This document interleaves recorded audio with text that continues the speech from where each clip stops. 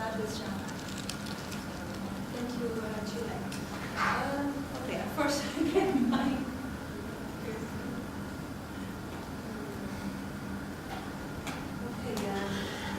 thank you for inviting me here, and it's a really nice chance to share my experience on my research, especially on urban development in China.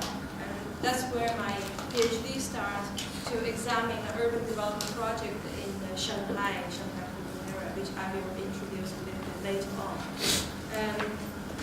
I think it's probably important to first understand a bit of the background. So that's the first part. I would like to tell you a little bit more about how the political and the economic system have changed and the consequence of urban development.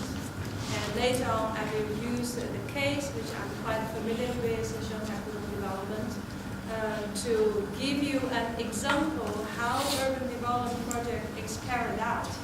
But because, as I will tell you later on, in China, because of the difference in regions and cities, enormously, not only because of the accent or their dialect, but also because of the basic conditions, cities, status, and also the resources they have are enormously different. And you will see when you go to the trip. So I just want to show this is how an urban development project is carried out in the east of China, which has always been and was very, very prosperous area in China since the last 1,000 years. So they have a very strong sectors on manufacture sectors, and they are very strong on entrepreneurship. So they have quite a lot different than when you go to Sichuan probably. But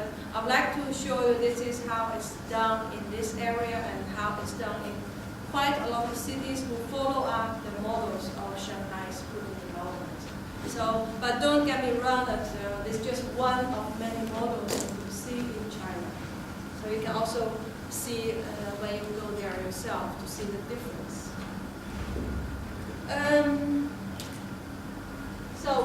First a question, who are from mainland China? Okay, and who are, have any of the others been to China?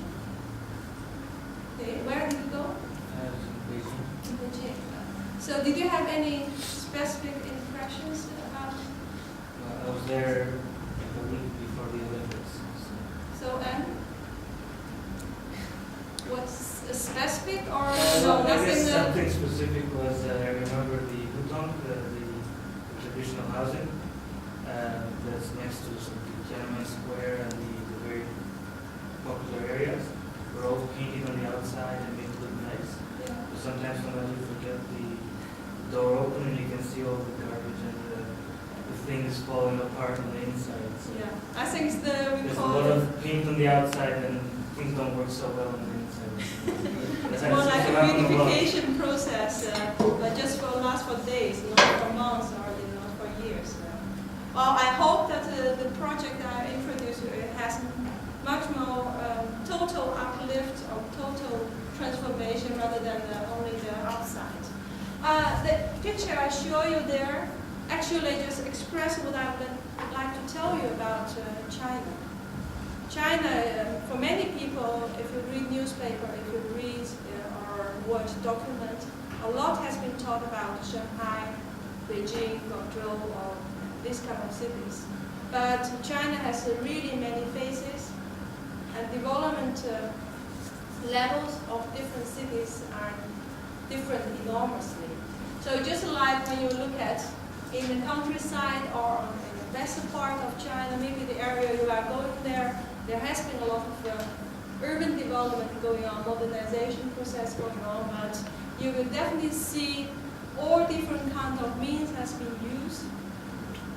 That's ranging from tradition lifestyle to the modern style to something of the most advanced post-modernity style. So this is just how you will find in China, and we'll talk a little bit more about why that's come out. So So the first part is more about the development part and how it influences urban development transformation in the second project, and we'll draw some conclusion at the end. For most people, I think it will always be, I think China will always be reminded from the medium of mass media in Western Europe or in America as communist regime. And it has been so for many years. And we call it in China socialist system. But what has been changed enormously from closed society to open society, or becoming open society, actually there's a turning point at the end of 1970s.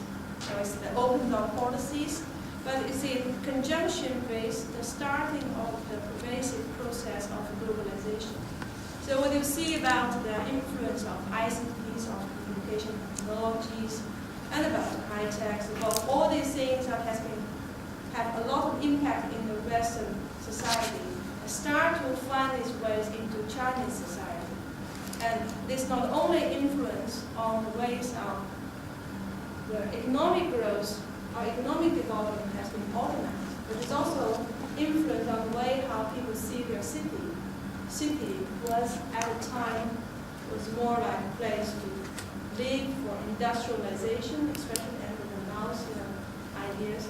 But later on, it's become more about others, about retail, about entertainment, about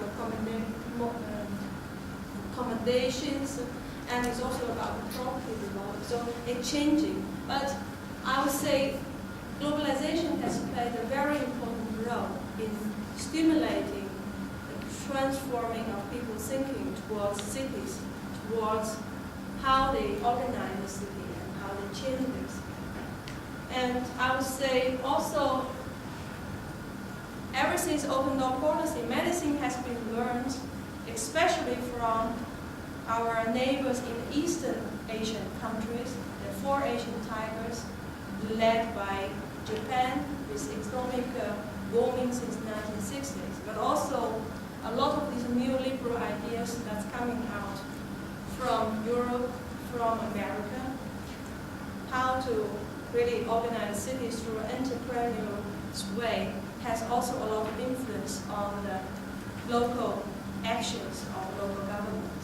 So I think that's may have quite another turning point for how city look at itself and how do we organize city, especially when land become a commodity at the end of 1980s, when they can be transferred in some way.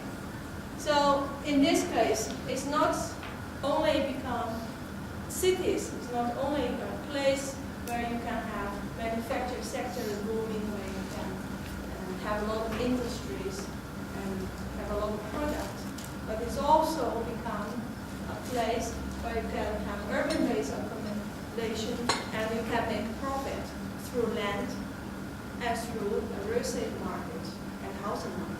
So I think there's a kind of changes during this process, especially I would say globalization process that have a lot of impact in Western city, also have a very strong impact on Chinese cities. Although you can see from the first picture that the impact is varied due to location and due to the circumstance.